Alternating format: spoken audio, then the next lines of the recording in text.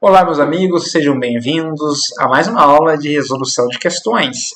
Eu sou Gleison Nogueira, advogado e professor de Direito, e hoje nós estamos neste vídeo reunidos para resolvermos as questões de Direito do Consumidor do exame 33, do exame de ordem 33 da OAB.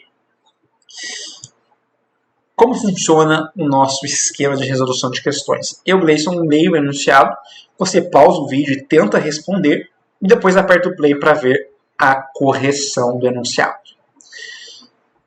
Direito do consumidor, nós temos aqui o principal instrumento para você estudar para a sua prova é o CDC. Basta a leitura do CDC para que você vá para o exame de ordem mais do que preparado para a aprovação. No direito do consumidor, diferente de outras disciplinas com diversas legislações, com diversos códigos, o direito do consumidor tem apenas um para a sua prova da OAB. Você tem que se preocupar apenas com um, que é o CDC, Código de Defesa do Consumidor. Vamos então à primeira questão de consumidor do exame 33. A era digital vem revolucionando o direito, que busca se adequar aos mais diversos canais de realização da vida inserida ou tangenciada por elementos virtuais. Nesse cenário, consagram-se avanços normativos a fim de atender às situações jurídicas que se apresentam, sendo ponto importante a recorrência dos chamados YouTubers, atividade não rara realizada por crianças e destinada ao público infantil.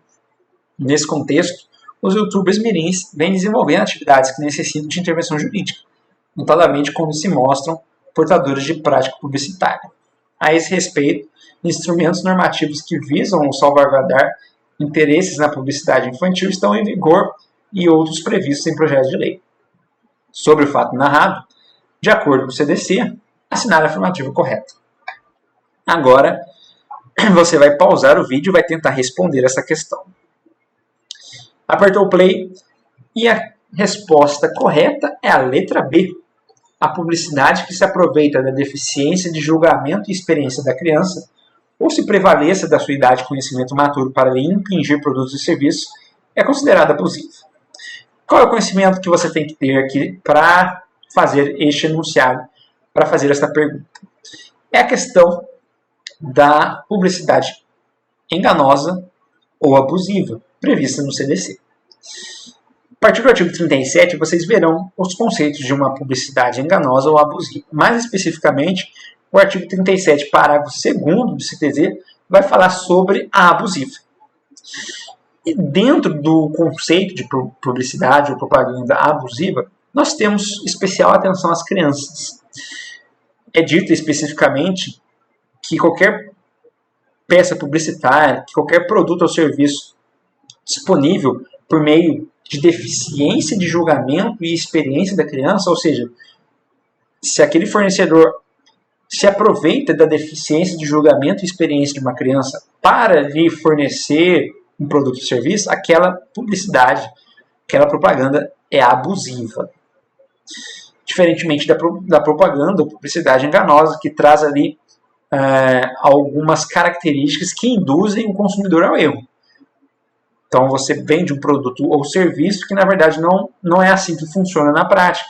Ele não tem todas aquelas especificidades, aquela aplicação que o fornecedor está garantindo que tem. A abusiva, como acabamos de ver, ela pega alguns grupos, alguns públicos, alguns segmentos de público-alvo com características próprias e abusa daquelas características para chamar a atenção para o seu produto ou serviço. E isso acontece com a criança. A criança ela não tem discernimento, ela não tem capacidade ainda para analisar um produto ou serviço que é colocado a ela, que é colocado à sua disposição. Por isso que o CDC, já ali, op legis, diz que qualquer propaganda, publicidade veiculada para a criança, que justamente utilize das características de deficiência de julgamento e inexperiência, são abusivas e, portanto, são vedadas pelo direito brasileiro. A A está equivocada porque ela... Vamos ver o porquê ela está equivocada. Porque ela fala da questão da comunicação mercadológica. essa comunicação de youtubers mirins para o público infantil, ou seja, de criança para criança, não é ali considerada abusiva. Veja, o CDC não diz quem é o fornecedor. O fornecedor pode ser criança, adulto, idoso, não importa. O CDC protege o público-alvo, que é a criança. Então a A diz que publicidade veiculada de criança para criança não é abusiva. Mas isso não importa. O que importa é que se for direcionada para criança, ela é sim abusiva. Se for direcionada para criança, artigo 37, parágrafo 2º do CDC.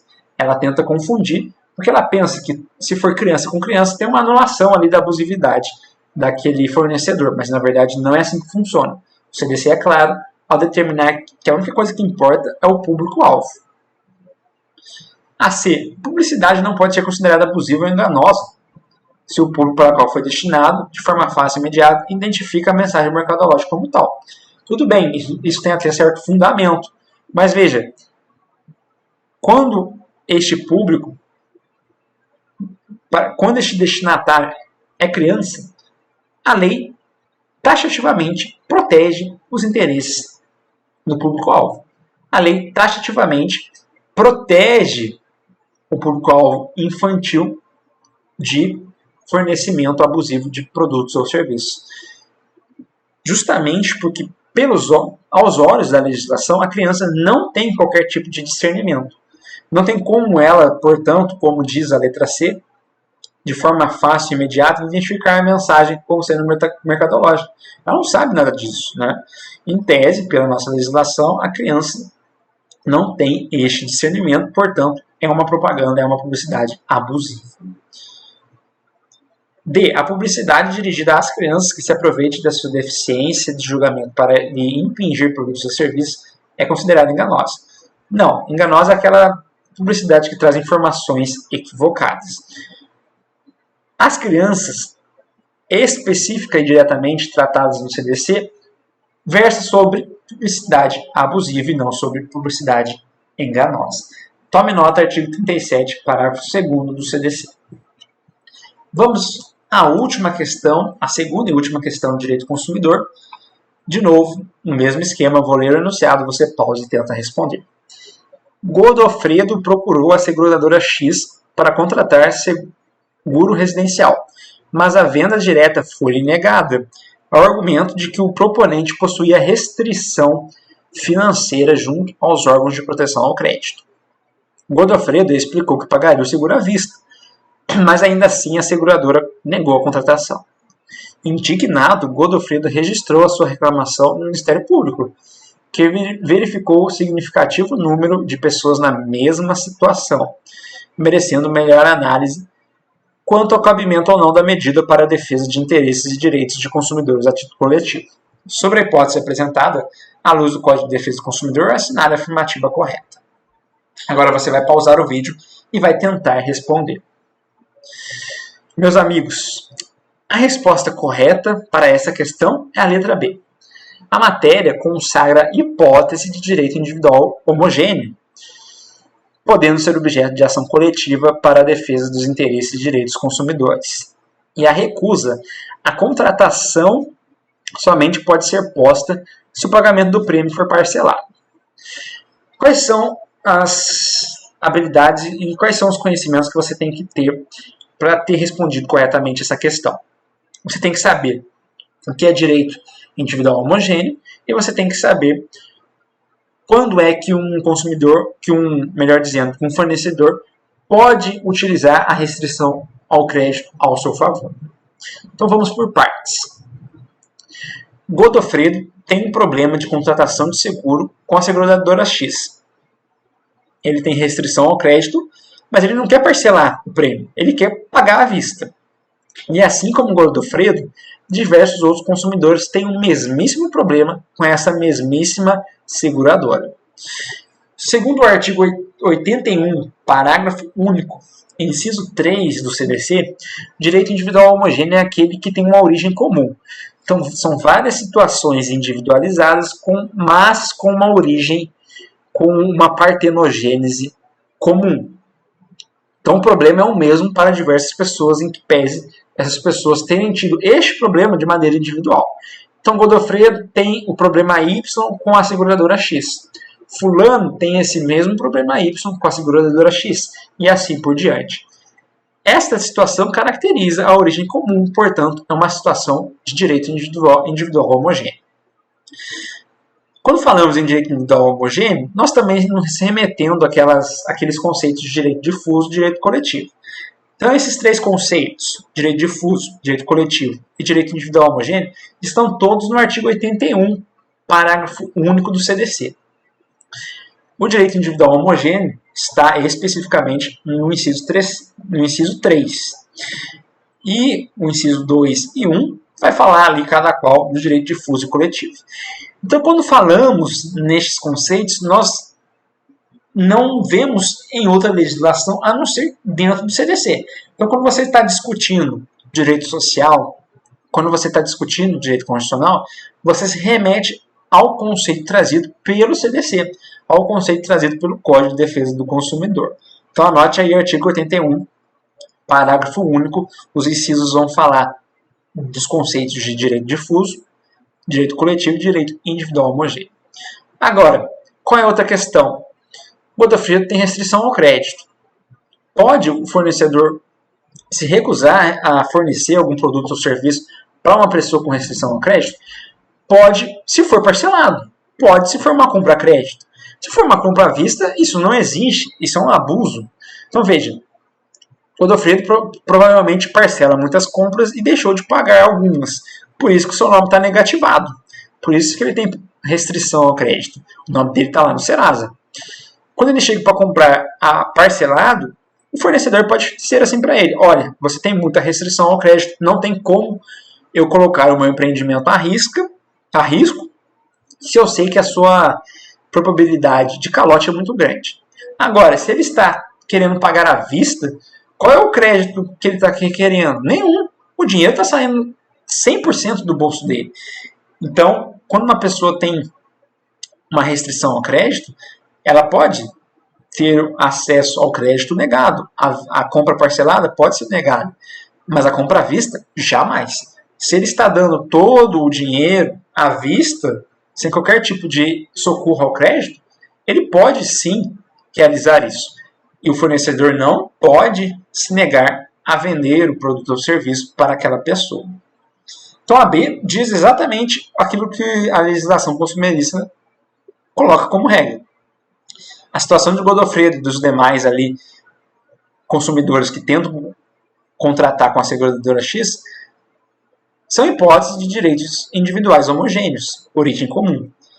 E a seguradora não pode se recusar a vender o produto ou serviço à vista para uma pessoa que tem restrição ao crédito. Ela poderia, se fosse sim, uma venda parcelada. A questão versa sobre os interesses heterogêneos. Não, eles são homogêneos, eles são similares. Não cabendo ação coletiva, bem como casos de restrição creditícia possibilitam recurso de contratação, mesmo quando o pagamento do prêmio for à vista. Não, A é justamente o completo avesso da B, né? C, a seguradora não pode recusar a proposta nem mesmo após análise de risco, quando a contratação se der mediante pronto pagamento do prêmio, conforme expressamente disposto na norma consumerista, e cuida-se de hipótese de direito difuso. Veja, ela até estava indo bem, né? Mas quando falou direito difuso, já está equivocada, é a hipótese de direito individual homogêneo. D.